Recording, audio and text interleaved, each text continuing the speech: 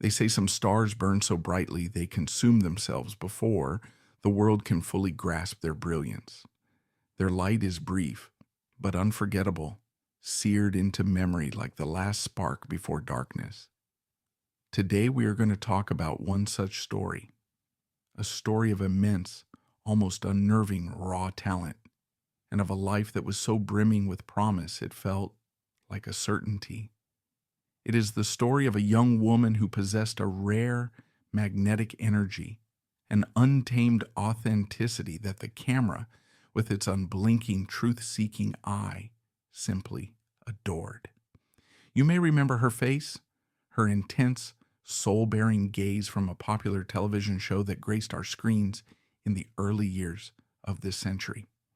Her name was Tara Correa-McMullen, and her journey is one of the most profoundly tragic and deeply cautionary tales in the modern history of show business. Because in a cruel, almost unbelievable twist of fate, the very world of violence she portrayed with such chilling conviction on screen would rise up from the pages of the script to claim her in reality, cutting her story short at the tender age of just 16.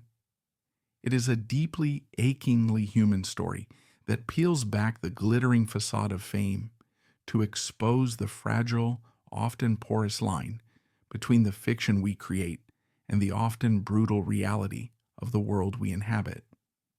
To truly understand the world that made and unmade Tara, we need to rewind the clock to immerse ourselves in the atmosphere of the early new millennium. The early 2000s were a fascinating, almost schizophrenic transitional period. The collective anxieties of Y2K had fizzled out, replaced not with unbridled joy, but with a kind of cautious, tentative optimism.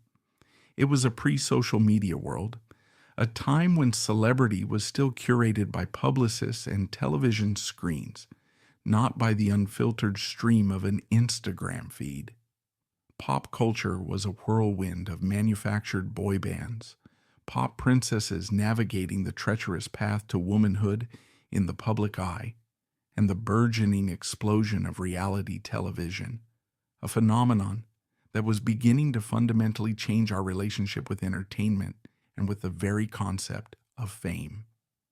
In Los Angeles, the Dream Factory was running at full tilt, churning out content for a global audience. But beneath the glossy sun-bleached surface, the city was, as it always has been, a place of stark, irreconcilable contrasts.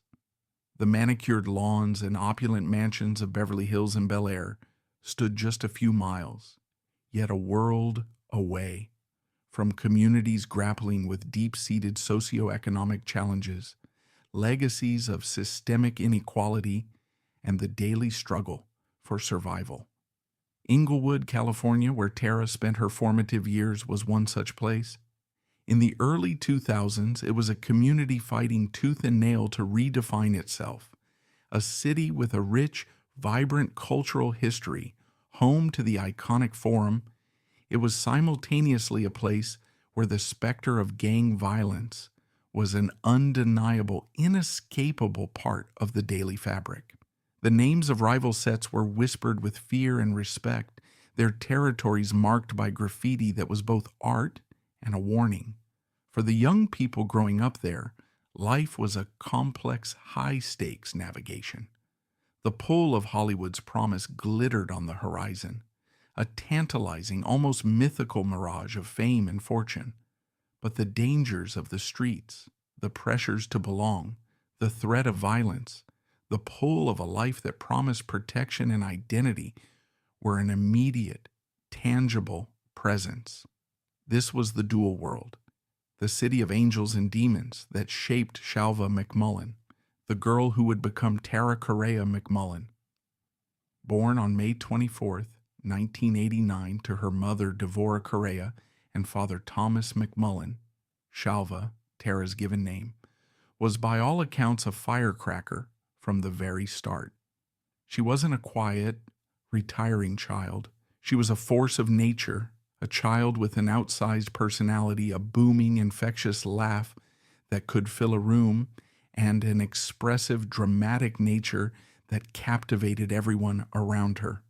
Her mother, Devora, would later recall her daughter's innate, almost desperate desire to perform, to be the center of a story, to sing, to dance, to act, to bring joy and drama to her family.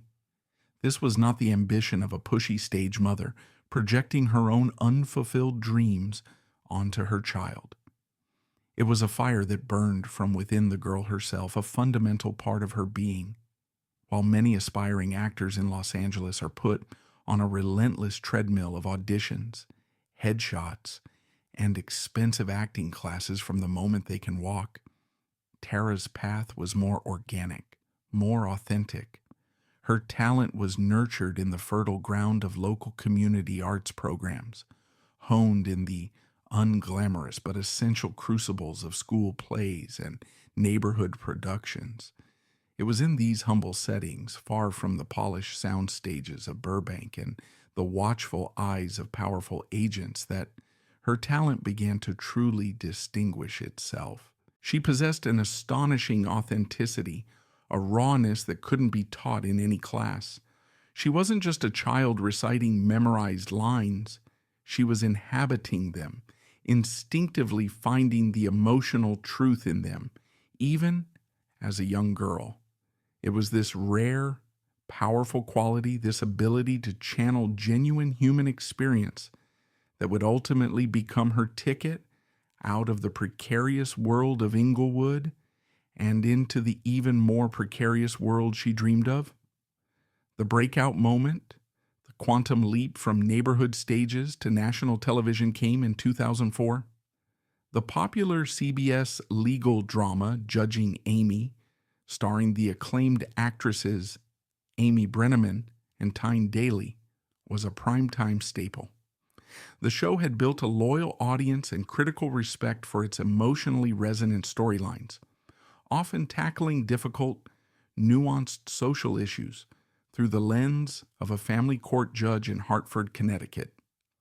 As the show entered its 6th season, the producers were looking to cast a recurring role for a new, challenging, and potentially controversial storyline: a young, tough-as-nails, unrepentant gang member named Graciela Reyes. This was a character that could have easily become a stereotype, a two-dimensional caricature of a thug. They needed an actress who could be utterly believable as someone who had grown up in a brutal world of violence and survival, but who could also, crucially, allow the audience to see the frightened, vulnerable, and wounded child beneath the hardened, protective exterior. It was a complex, demanding, and pivotal role, and they were searching for a fresh face, someone who felt viscerally real. They found her in Tara. According to industry reports, a casting director had seen her in a local production and had been struck by her raw power and emotional honesty. They called her in to audition. When she stood before the producers and read for the part of Graciela, she blew them away.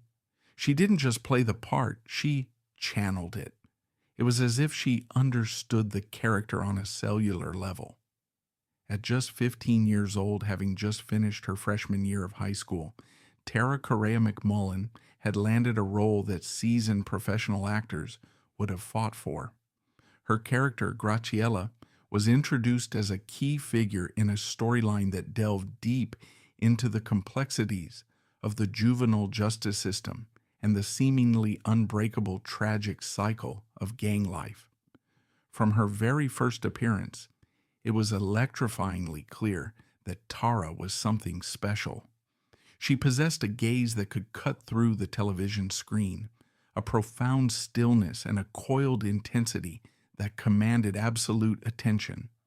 Tara's performance was immediately hailed for its remarkable maturity and nuance. She never played Graciela as a simple villain.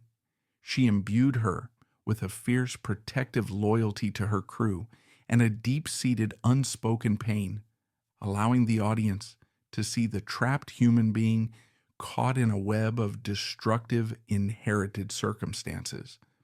She would ultimately appear in 8 episodes becoming an integral, unforgettable part of the show's final season and leaving a lasting, indelible impression on millions of viewers.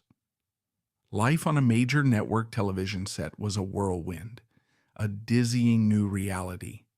For a teenager from Inglewood, stepping onto a sprawling Warner Brothers soundstage was like being transported to another universe. It was a world of lighting grids, camera dollies, famous actors, and the quiet, focused hum of hundreds of professionals working in concert. She was now working alongside veteran, award-winning actors, people she had likely only ever seen on television. Yet by all accounts, Tara was utterly unfazed. She was a consummate professional, always prepared, always knowing her lines, and intensely eager to learn from the experienced actors around her. Amy Brenneman would later speak with heartfelt admiration of Tara's luminous quality, her vibrant, positive energy that lit up the entire set. She wasn't treated like a child actor. She was treated like a colleague, respected for her immense talent and her formidable work ethic. But this glittering new life came with its own profound set of challenges. Tara was living a stark double life. During the day, she was on a bustling television set, a protected bubble surrounded by cameras, crew, and a dedicated studio teacher ensuring she kept up with her high school education between takes. Then, at the end of a long day of filming, she would leave the security of the studio lot and return home to Inglewood, a world that was light years away from the curated reality of Hollywood. This balancing act is notoriously difficult for any young performer, but for Tara, the contrast was particularly jarring and extreme. The very themes of urban struggle, poverty, and the life and death stakes of gang violence that she was exploring on screen were not abstract concepts for a writer's room to debate. They were a part of the air she breathed, the environment she returned to every single night. There are stories, little-known anecdotes from her time on the show that paint a fuller, more complex picture of the young woman she was.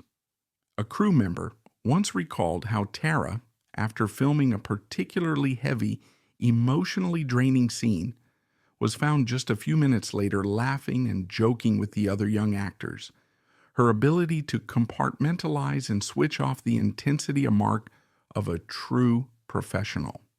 She was also fiercely protective of the younger kids on set, often acting as a sort of big sister, making sure they felt comfortable and safe.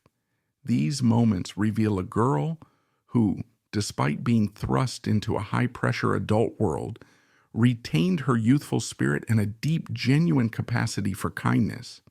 This duality, the tough, intense, and brilliant actress, and the warm, giggling, and caring teenager, was the very essence of Tara. But as her professional star began its rapid ascent, the complexities of Tara's personal life began to deepen and darken. The allure of the streets, the world she knew so intimately, can be a powerful, seductive force, especially for a young person seeking identity, acceptance, and a sense of belonging. While she was filming her episodes of Judging Amy, Tara began a relationship with a man named Damian Wright. He was 21, several years her senior, and he was reportedly a known and active member of a local gang. This is a delicate and excruciatingly painful part of Tara's story, and it's crucial that we approach it with the utmost sensitivity and understanding. From the safe distance of hindsight, it is easy to judge, to ask the simplistic question, why? Why would a girl with such a preternaturally bright future, a girl who had a legitimate ticket to a different life, choose to associate with someone so deeply enmeshed in a dangerous and destructive lifestyle? But the reality for a teenager is rarely so black and white. It could have been what she perceived as love. It could have been a search for the protection she felt she needed in her neighborhood. It could have been a simple act of adolescent rebellion against the concerned adults in her life. Or perhaps most Tragically, it was simply a reflection of the social circles that were available and familiar to her. What is terrifyingly clear is that this relationship placed her in a position of immense, untenable vulnerability. She was straddling two completely irreconcilable worlds, and the geologic fault lines between them were beginning to tremble violently. Her mother, Devora, grew increasingly desperately concerned. She saw the perilous path her daughter was on, the dangerous proximity to the very world that Tara was so brilliantly escaping through her art. There were arguments, emotional pleas to be more careful, to sever ties that could only lead to tragedy. But Tara was a teenager, headstrong, fiercely independent, and perhaps, like so many of us do at that age, feeling dangerously invincible. She had a foot firmly in the door of Hollywood, a tangible taste of a life of fame, respect, and success. Maybe she truly believed she could handle both worlds. Maybe she thought she could keep them separate, hermetically sealed from one another, that the dangers of one would never bleed into the promise of the other. It was a gamble made with the recklessness of youth. And it was a gamble that, tragically, she was destined to lose in the most horrific way imaginable. On the evening of Friday, October 21st, 2005, the two worlds that Tara Correa-McMullen had been so precariously trying to navigate collided with catastrophic, irreversible force. She was standing outside her apartment complex in Inglewood, talking with two male acquaintances. A gunman, later identified as 19-year-old gang member Damian Watts, approached the group with deadly intent. He opened fire. His intended targets were reportedly the two men Tara happened to be with, an act of brutal retaliation in an ongoing violent gang dispute. But the bullets, fired in the dark, were indiscriminate. They did not care about talent or promise or a future waiting to be written. Tara was struck. There, on the cold concrete outside her home, at just 16 years of age, the luminous young actress, the girl with the infectious laugh and the powerhouse talent, was killed. Her life, so full of boundless promise and kinetic potential, was extinguished in a single senseless, explosive act of violence. The news was a brutal, sickening shock. It felt surreal, impossible, like a twisted plot from a television show. The fragile line between art and life had not just been blurred, it had been violently and irrevocably erased. The gifted young actress who played a fictional gang member with such heartbreaking authenticity had become a real-life, innocent victim of the exact same tragic, pointless cycle. The aftermath was a storm of raw, uncomprehending grief and public disbelief. Hollywood, a town so often seen as a gilded cage, insulated from the harsher realities of the world, was forced to confront the tragedy head-on. Amy Brenneman released a statement, her words heavy with sorrow. "It was an honor and a pleasure to work with Tara. My heart is with her family." The entire cast and crew of Judging Amy were devastated, mourning the loss of the vibrant, talented young woman they had come to know, respect, and admire. But the deepest, most unfathomable pain, of course, was felt by her family. Her mother, Devora, was thrust into every parent's single worst nightmare. The bright, promising future she had so proudly watched her daughter build had vanished in the flash of a muzzle. In interviews, her raw, unfiltered grief was almost unbearable to watch. But through that all-consuming grief, a new steely purpose began to form. She refused to let her daughter become just another statistic, another forgotten name on a long, bloody list of victims of gang violence. She became a fierce advocate, her voice amplified by her pain, speaking out, demanding justice, and working tirelessly to ensure that Tara's story would serve as a permanent, powerful warning and a catalyst for change. The police investigation into Tara's murder slowly and painstakingly pieced together the events of that fatal night. It was a grim, depressingly familiar tale of gang rivalry and misplaced revenge. Damian Watts, the killer, was eventually arrested, tried, and in January of 2009, convicted of Tara's murder and a host of other charges.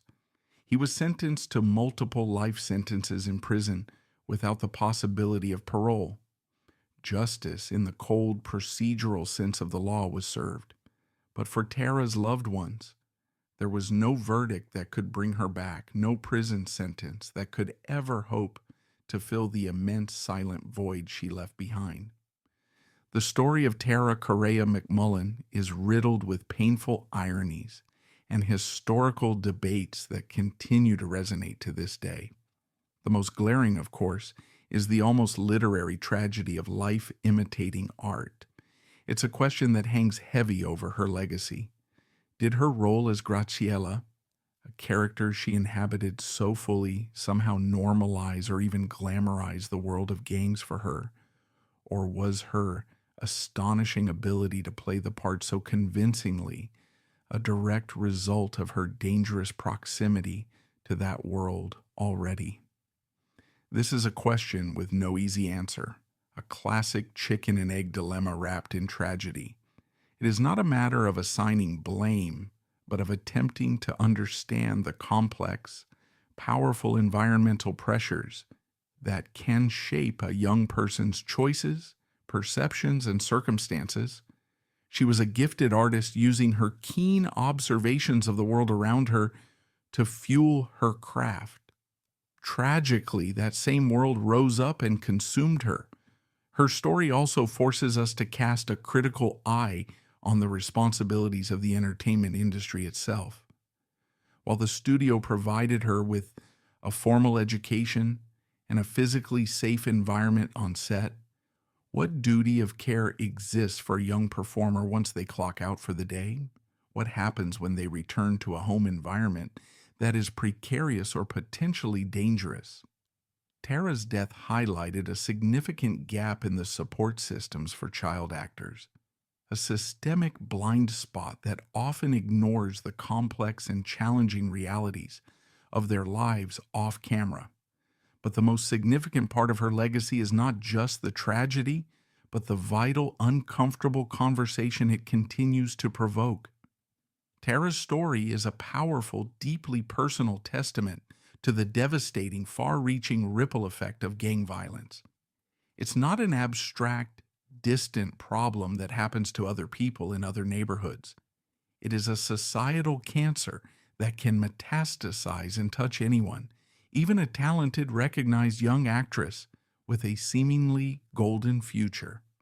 Her story underscores the urgent, ongoing need for massive community investment, for effective intervention programs, and for the creation of real, viable, and hopeful alternatives for young people who feel trapped and defined by their circumstances. In the years following her daughter's murder, Tara Correa channeled her all-consuming grief into a new life of tireless activism. She became a powerful, eloquent voice for other mothers who had lost children to violence, a fierce advocate for stricter gun laws and community-based solutions to the gang epidemic. She ensured that Tara's name would become synonymous not just with a Hollywood tragedy, but with a relentless fight for a better, safer future for other kids. This remarkable transformation of unimaginable pain into tangible purpose is perhaps the most powerful, enduring, and inspiring chapter of Tara's story. It is the legacy that her mother built for her, a legacy of unconditional love and unbreakable resilience in the face of absolute, soul-shattering darkness. So, why does the story of Tara Correa-McMullen still matter so profoundly today? It matters because it is a story about lost potential on a staggering, almost incomprehensible scale. We will never know what she could have accomplished. Would she have become one of the great actresses of her generation? What other indelible characters would she have brought to life? What other stories would she have told with that unique, fearless voice? We are left only with the brilliant, tantalizing flashes of what could have been, preserved forever like insects in amber in those 8 episodes of a television show. It also matters because her story is a mirror, one that reflects a part of our society that we often prefer not to see. It forces us to look at the deep fractures and fault lines that run just beneath the surface of our communities. It reminds us, in the most brutal way possible, that talent is not a suit of armor, hope is not a shield, and the glittering promise of the American dream is no protection against the bullets of a broken, inequitable system. In the end, Tara Correa-McMullen is so much more than a tragic footnote in the annals of Hollywood history. She was a daughter, a friend, a colleague, an artist. She was a bright, burning, irreplaceable light that was extinguished far, far too soon. Her unfinished story serves as a permanent, heartbreaking reminder of the profound fragility of life and of the real-world life and death consequences that exist long after the cameras stop rolling and the final credits fade to black. It is a solemn call to remember not just the talented actress we saw on our screens, but the 16-year-old girl whose life was worth so much more than the violent, senseless way it ended. And in remembering her, we honor the magnificent potential that was lost, and perhaps we can recommit ourselves to the difficult work of writing a different, more hopeful ending for the countless other young people still navigating those same dangerous crossroads. And that wraps up today's video. If this video resonated with you, please give it a like, leave a comment with your feedback, and subscribe to stay updated on upcoming videos. Appreciate you watching,